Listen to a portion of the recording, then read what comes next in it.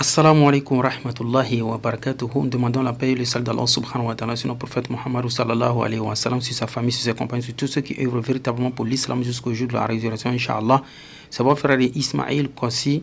Je suis un chrétien converti à l'islam et il est amélioré par la grâce d'Allah subhanahu wa ta'ala. Aujourd'hui, je suis dans le mouvement de l'interreligieux.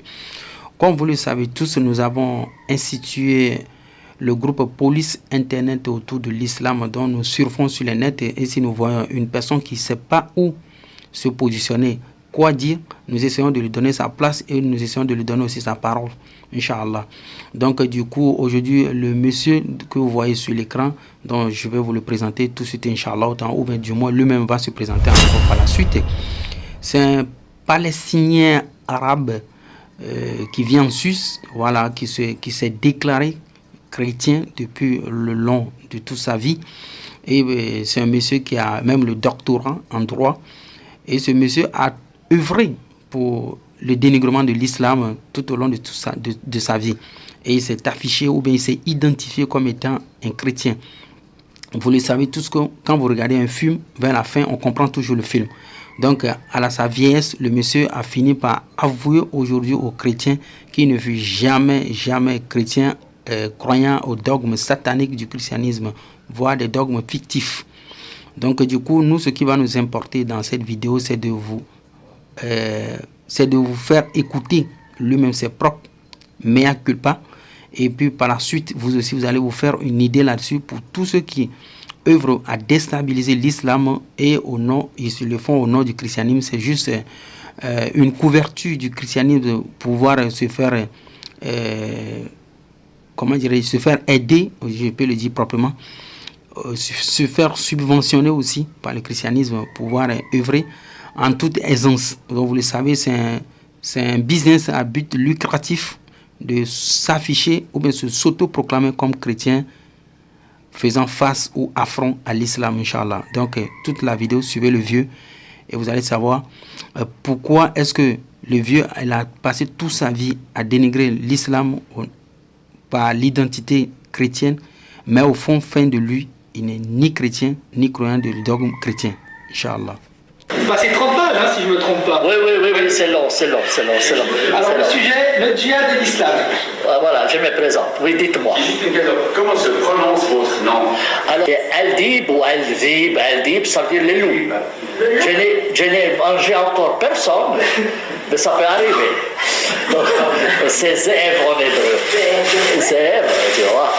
Bon, alors je vais vous parler aujourd'hui du djihad dans l'islam.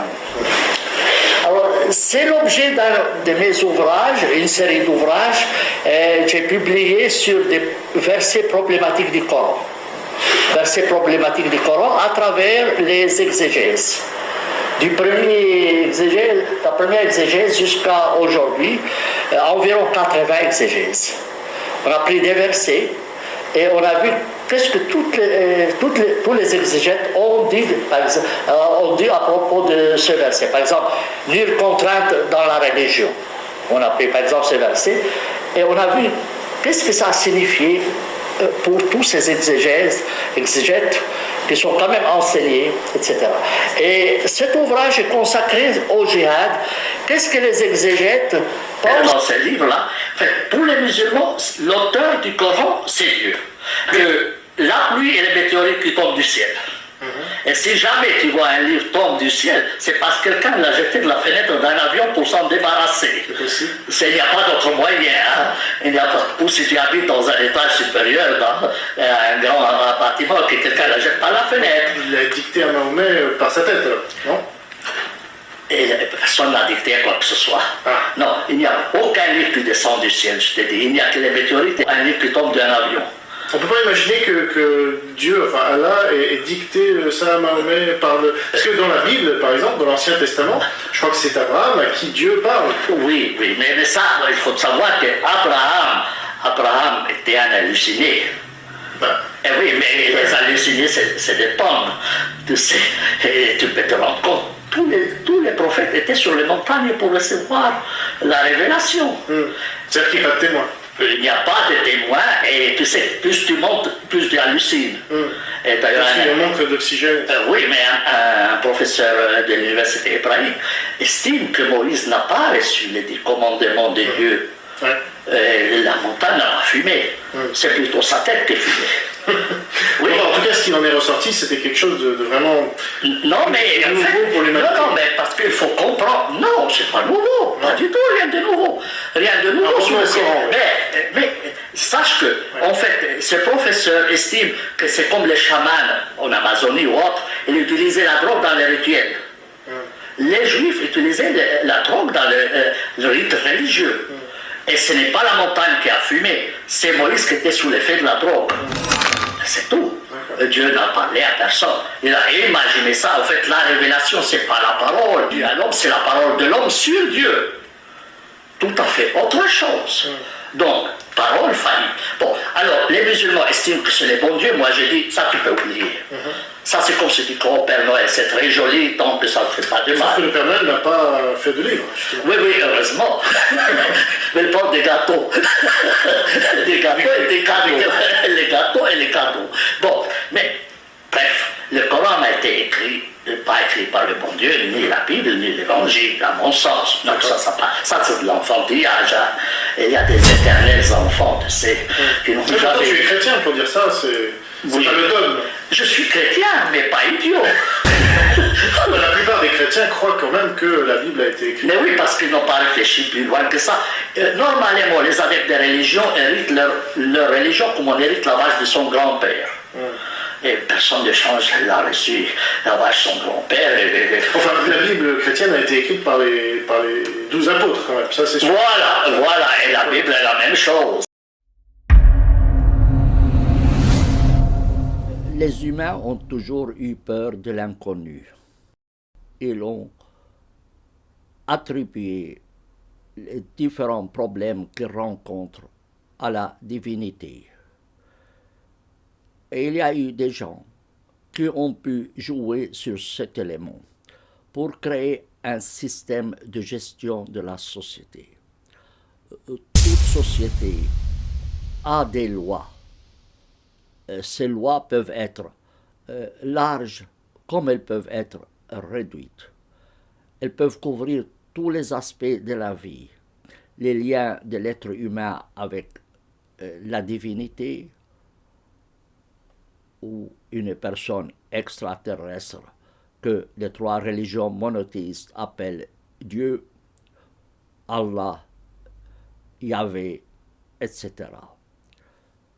Et toutes ces croyances anciennes attribuaient les lois aux divinités. Déjà Hammurabi prétendait que la divinité Shemesh, le soleil, lui a remis les lois et l'a chargé de rendre la justice dans son pays. Moïse, la même chose. Il va sur une montagne et il reçoit les lois de la main de Dieu écrites par son doigt. C'est ce que dit l'Ancien Testament. Jésus-Christ, pour les chrétiens, c'est Dieu lui-même qui s'est fait incarner. En fait, tout ça, ce n'est qu'un prétexte pour pouvoir dominer les êtres humains. En réalité, Dieu n'a parlé à personne. Il n'y a pas de livre sacré comme on le dit. Moi, je parle toujours de sacrés livres. Et ces ouvrages, en fait, couvrent tous les aspects de la vie. Ce qui a compliqué les rapports des humains entre eux, si tu n'adhères pas à la croyance de la communauté, tu es exclu, voire tué. Tu n'as pas le droit de changer de religion. Que ce soit dans le christianisme, le judaïsme, quiconque change de religion devient un apostat, donc passible de la peine de mort, avec toutes les conséquences juridiques que cela peut produire. C'est un peu quelqu'un qui souffle dans un tunnel qui siffle dans un tunnel noir pour un peu dissiper sa peur. Siffler dans un tunnel ne change rien en soi, mais ça occupe l'esprit. On a trouvé toujours un système pour un peu conjurer le sort. On peut avoir le yoga, on peut avoir différents systèmes de réflexion. La prière elle-même, une invocation à une divinité qu'on n'a jamais rencontrée, qu'on n'a jamais entendue, vise en fait à vider son sac, si j'ose dire, à s'exprimer. C'est comme quelqu'un qui est angoissé, qui a des problèmes, il va trouver un ami et il lui parle des problèmes qu'il a rencontrés ou qu'il rencontre dans la vie. Peut-être que l'autre pourra l'aider, mais pas nécessairement. Il suffit qu'il ait exprimé ses craintes à cette personne pour que les gens se sentent un peu mieux. Et je n'ai rien personnellement contre les livres sacrés. L'Ancien Testament, le Nouveau Testament, elles contiennent des bonnes choses, mais aussi des normes contraignantes et dégradantes pour l'être humain. Alors, les autorités religieuses, les gens de religion, estiment que ces livres contiennent la parole de Dieu. Un prêtre catholique auquel je confiais mes suspicions à l'égard de l'enseignement de l'Ancien Testament plein de violence, me disait: la Bible n'est pas la parole de Dieu à l'homme, mais c'est la parole de l'homme sur Dieu.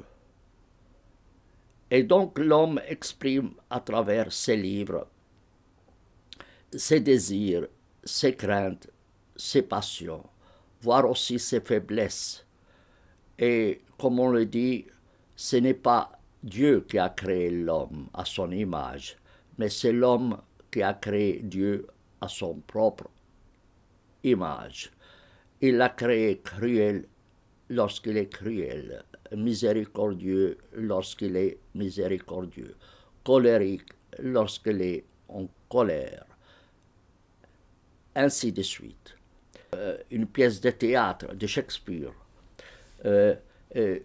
cela peut être amusant, voire agréable. On paye tous pour aller voir un film qu'on sait que ça n'a aucun lien avec la réalité, que c'est une pure fiction.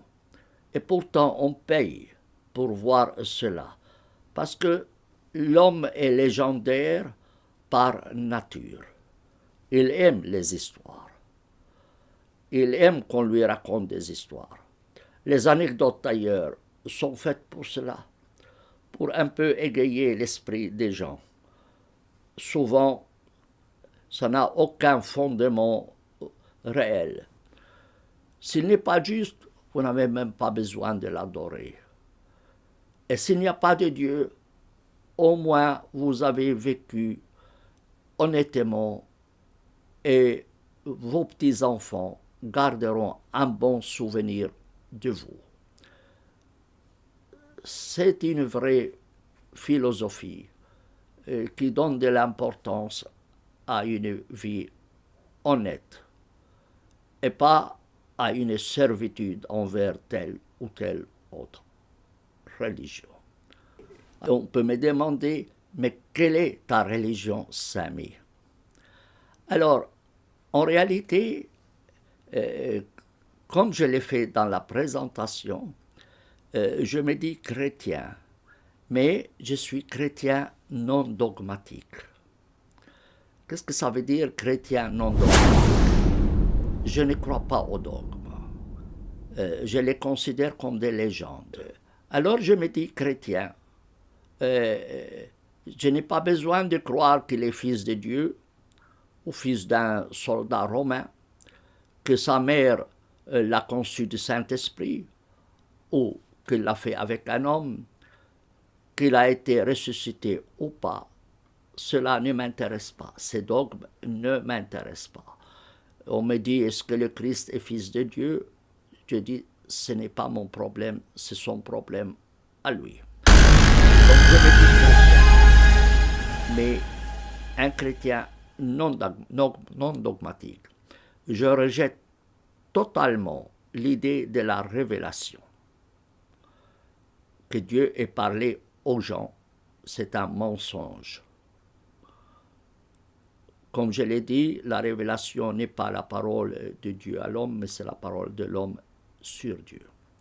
Voilà un peu ma croyance. Alors que moi, chrétien de Palestine, je n'ai pas le droit de rentrer chez moi, de vivre dans mon pays, parce que je ne suis pas juif. Mais voilà un peu ma croyance. Et c'est pour cela que moi, j'ai pris position contre l'idée de livre sacré, contre l'idée de livre révélé, contre l'idée d'une révélation dans la conception traditionnelle. Et chaque fois qu'on me le demande, tu es chrétien? Je dis oui, chrétien, mais non dogmatique. Je lis aussi l'Ancien Testament. Je lis aussi l'Évangile, mais je lis aussi Mille et une nuits, comme d'autres ouvrages. Ces livres sont importants pour un peu avoir une ouverture sur le monde, sur la culture des autres. Et c'est dans ce sens-là que je lis ces livres. Mais ceux qui considèrent ces livres comme livres sacrés, à imposer aux gens, et que les gens doivent nécessairement appliquer dans leur vie, ces livres deviennent macabres, surtout lorsqu'ils contiennent des normes répressives, œil pour œil, dent pour dent.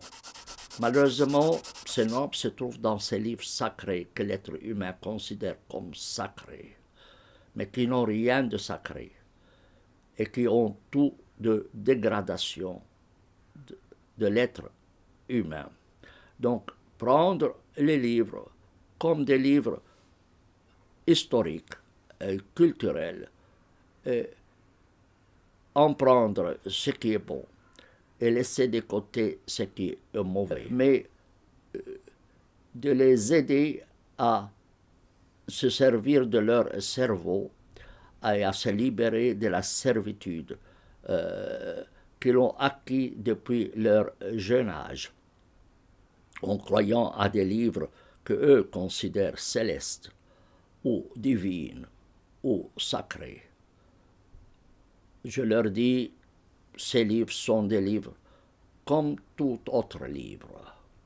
Aucune différence, je n'aimais aucune différence entre la Bible, l'Ancien Testament, le Nouveau Testament, alors que malheureusement on se sert de l'Ancien Testament, du Nouveau Testament pour tuer, pour humilier, pour mettre des femmes dans des sacs de poubelle, si j'ose le dire. C'est malheureusement au nom de ces livres. Donc je leur dis, si je dois considérer un arbre en vertu de ses fruits, je dirais que Mille et une nuits est bien meilleur que l'Ancien Testament, le Nouveau Testament, parce que personne, jusqu'à aujourd'hui, n'a tué au nom de Mille et une nuits. Personne n'a fait de guerre au nom de Mille et une nuits. Personne n'a voulu dégrader les femmes ou les autres à cause de leurs croyances, à cause de Mille et une nuits. Donc, le jour où on considérera, à mon sens, l'Ancien Testament, le Nouveau Testament, Mille et une nuits, les pièces de Shakespeare, l'ouvrage de Dante, comme des livres égaux, les mettant tous sur le même rayon. Ce jour-là, je pense que l'être humain commencera à devenir humain. Avant cela, il est un esclave d'un système qu'il n'a pas choisi. C'est un peu comme quelqu'un qui a hérité de la vache de son grand-père. C'est bien d'avoir une vache, mais si vous habitez au 10e étage, cette vache sera plutôt encombrante. Comment voulez-vous faire cohabiter votre vache avec vous au 10e étage? Vous ne pouvez pas porter les souliers de votre petite fille. Il faut bien des souliers, mais il faut des souliers adaptés à vos pieds. J'arrête ici. Et si vous avez besoin de discuter avec moi à propos de ce que j'ai dit dans cette petite vidéo, eh bien, je suis à votre disposition. Je vous remercie de m'avoir écouté. C'est tout à notre honneur, notre prophète Sami. C'est amusant, n'est-ce pas? Mais qu'est-ce que vous avez pensé quand la première fois vous avez entendu mon titre de prophète? Tu vois, même dans la Wikipédia, c'est écrit. Wikipédia arabe, c'est écrit. Wikipédia arabe. Oui, pas en français. Je l'ai mis en français, Léa est allée la supprimer. Alors, je leur dis à des gens, mais qu'est-ce que vous pensez quand vous entendez le prophète Sami? Mais tu sais, il y a des gens qui s'emportent contre moi. Mais comment au prophète? Tout ça, c'est fâche, tu vois. Mais d'autres disent, mais non, c'est notre prophète quand même.